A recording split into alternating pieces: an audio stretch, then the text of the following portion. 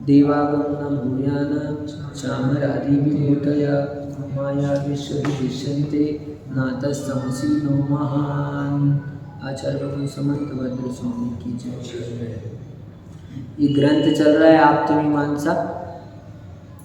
आप्त यानी दर्शन शास्त्र के अनुसार से यो यत्र अविसंवादः स तत्र आप्तः, जो विसंवाद से रहित है, जिसमें किसी प्रकार का विवाद नहीं है, विसंवाद नहीं है, वो आप्त है।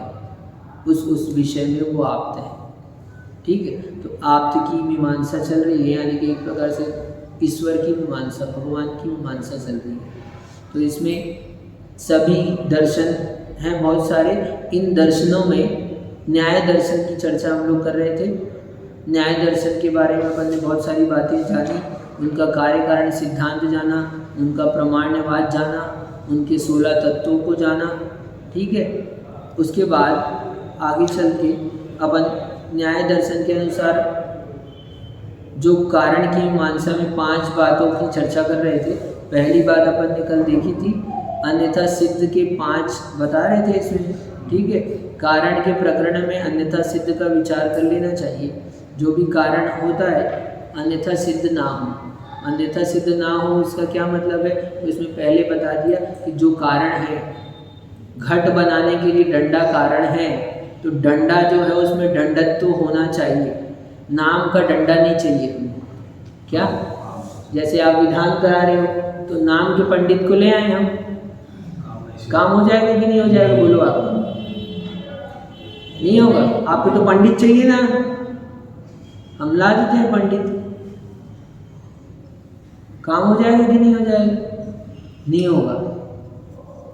हाँ, उसमें पंडित पना चाहिए, पंडिताई आनी चाहिए उसको, तब तो आपको काम कर पाएगा, नहीं तो आपको काम नहीं कर पाएगा।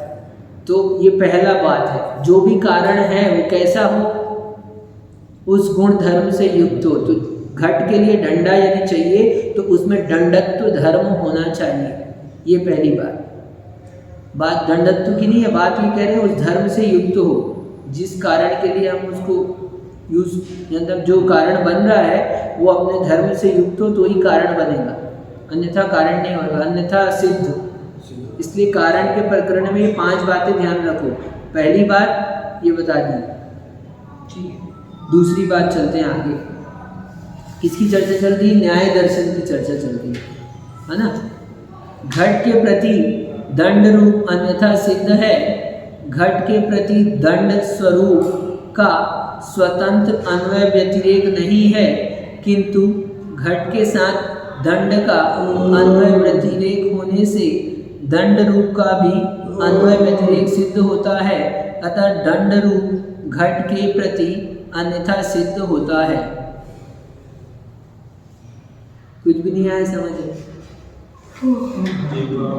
मेहनत लगेगी, ऐसे तो आने वाले नहीं। घट के प्रति यहाँ चर्चा चल रही है अपनी कारण की और अन्यथा सिद्ध। हाँ,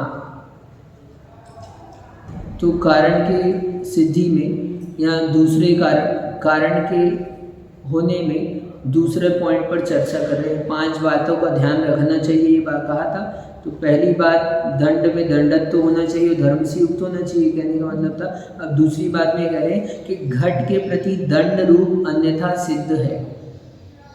घट बनाते हैं तो यानी कि अपने को डंडा रूप दंड रूप, ठीक, घट के प्रति दंड स्वरूप का स्वतंत्र अन्वय व्यतिरेक नहीं है। अन्वय व्यतिरेक होने पर होना अन्वय, नहीं होने पर नहीं होना व्यतिरेक, ये कहलाता है। ठीक है, क्या होने पर होना, धूम के होने पर अग्नि का होना, अग्नि के नहीं होने पर धूम का नहीं होना। ठीक, तो इस तरह से समझना।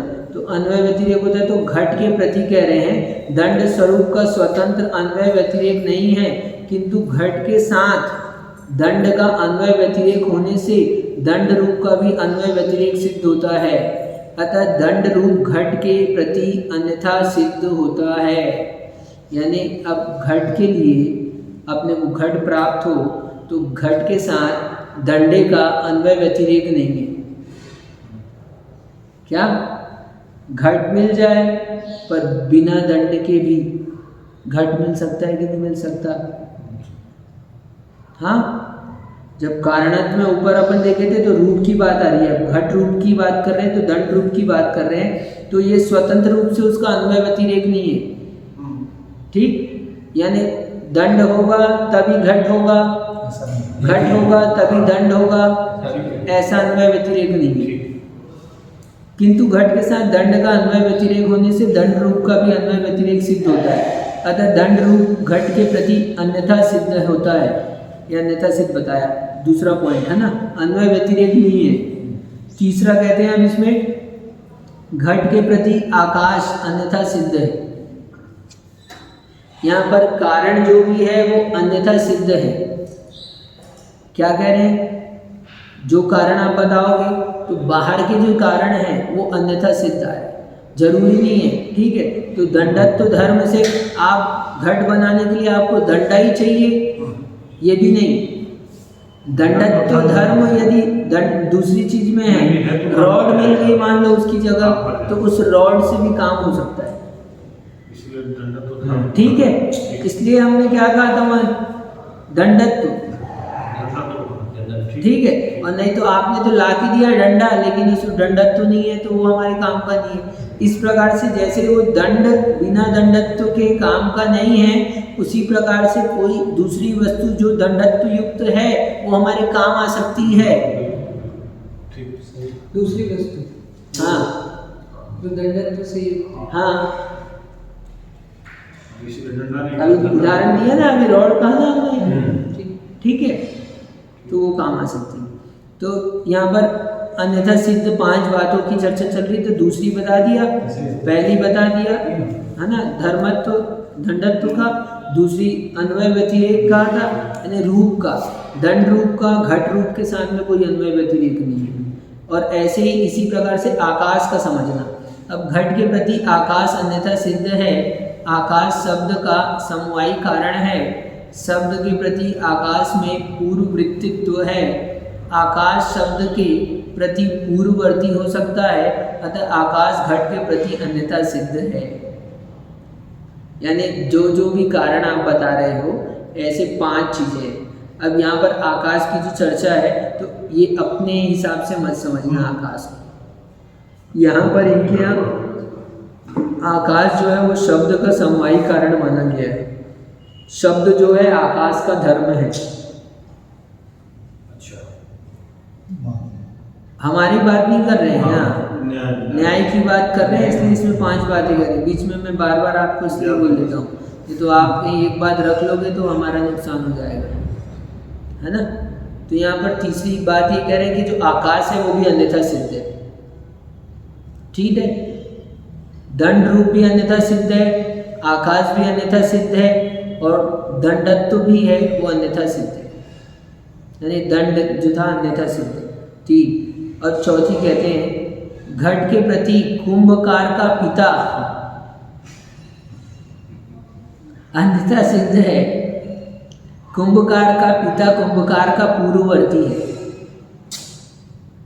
वह कुंभकार का पूर्ववर्ती होकर ही घट का पूर्ववर्ती हो सकता है, अतः वह घट के प्रति अन्यथा सिद्ध है। क्या बिना पिता के कुंभकार हुआ क्या? तो कुंभकार का पिता था तब तो कुंभकार हुआ ना, ठीक है। और कुंभकार हुआ तब घट हुआ, तो उसको इधर से पूर्ववर्ती लगा रहे, तो घट के प्रति कुंभकार का पिता अन्यथा सिद्ध है, यानी उसके बिना हमारे घट कार्य की सिद्धि नहीं हो सकती थी। यहाँ सब अन्यथा सिद्ध क्या कर रहे हैं, इसके बिना सिद्ध नहीं होगा। ऐसे कारण, हमको कारण कौन से चाहिए? ऐसे कारण चाहिए जिसमें ये 5 बातें हो। 5 बातें ये बता रहे हैं, इनके बिना कारणपने को सिद्ध नहीं करेगा, इसके बिना हमारा कार्य नहीं हो सकेगा। कार्य की सिद्धि में इन 5 बातों का होना जरूरी है कारण के साथ। आई बात समझ में? क्या कोई भी कार्य सिद्ध करना हो तो कारण चाहिए, अपन ने पहले बोल दिया, समवायी कारण, असमवायी कारण, निमित्त कारण। तो लेकिन कोई भी कारण कह दिया तो आप ले आओ किसी को भी इकट्ठा करके, तो ऐसे काम नहीं चलेगा। तो उसमें 5 बातें होनी चाहिए। तो पिता है तभी कुंभकार है, और कुंभकार है तभी ना घट बन रहा है। कुंभकार का पिता, तो पिता भी कारण है। पिता के बिना काम नहीं चलेगा, इसलिए पिता को मत भूल जाना। न्याय का ये है।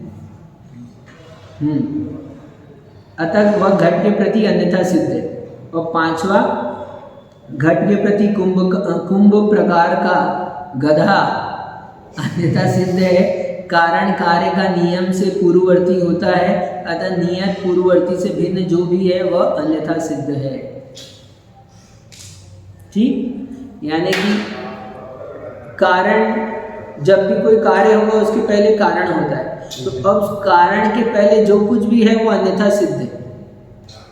हमको तो मूल क्या है, काम कब होगा, कारण से कार्य होता है, कारण होता है तो कार्य होता है, बिना कारण के कार्य नहीं होता। लेकिन इस कार्य के पूर्व में जो भी है वो सब क्या है, किस में आते हैं, अन्यथा सिद्ध में आते हैं। क्योंकि इस कारण तक पहुंचाने में वो लोग सब काम किया कि नहीं किया, हेल्प किया कि नहीं उन्होंने। यदि वो लोग नहीं रहते तो ये कारण यहाँ तक पहुँचता क्या।